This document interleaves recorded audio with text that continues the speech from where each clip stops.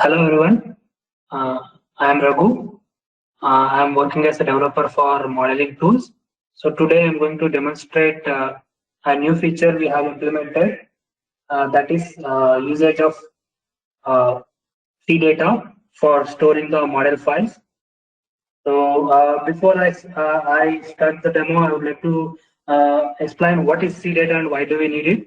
To understand that, we have to understand the escape characters in XML.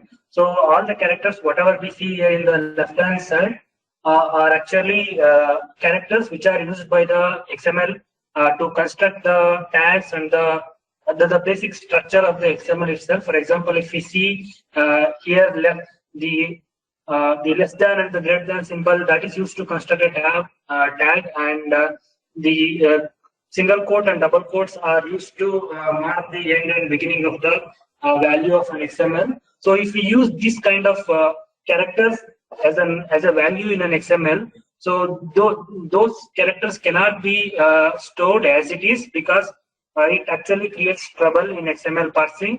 So to avoid that parsing problems, XML users the encoding notations of those characters. We can see their respective encoding notation in the right hand side. But if we want to store these characters as they are in an XML, XML provides a feature called C data, where we can store these characters as it is within a specific predefined construct provided by XML. So that is, as we see here, we can add any content between C data tab. So here is a real life example of the model. Here I have a model in the left hand side, and in the right hand side we can see its EMX file, how it looks. So for test operation, if we see for the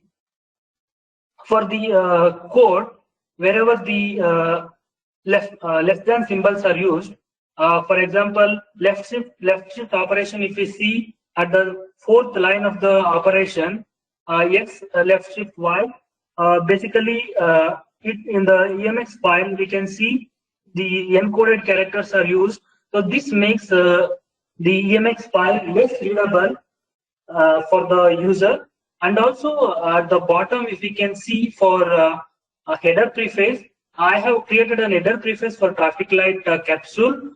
The header preface is basically stored as a attribute and value, so which is stored in a single line, which makes even more difficult for the user to read the model file. So I will this will be sorted out using C data like this. If we see now, if we look at the model file which uses C data, looks similar to what is shown in the tool. This makes the readability of the model file more. So I'll open the tool and demonstrate so how it works, the C data feature. So here the same model which I shown in the presentation I have with me. So here I have a test operation, and I have a header preface defined for the traffic light capsule, and here I have the corresponding EMX file for the traffic light. Here if we see the code which is in the test operation is represented using encoded format, and also if we scroll down, here we have the header preface which is stored in a single line, whereas in the model it is actually nicely formatted. So now if we want to transform this into C data, now tool gets a new option under modeling preferences, which is located at the end. So if we select this use C data when saving model files, apply and close. So when we enable this, whatever the newly created models will by default use the C data. But if we want to transform any existing models, what we have to do is we have to make some modification to the file, the model, and save it.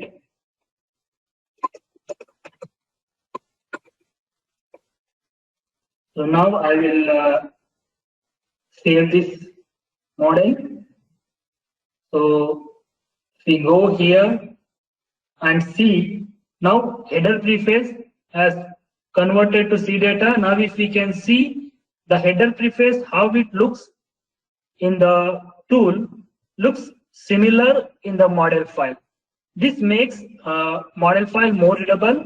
I'll scroll up and I'll show the operation also. The operation also looks similar to the model file. And this change is fully backward compatible.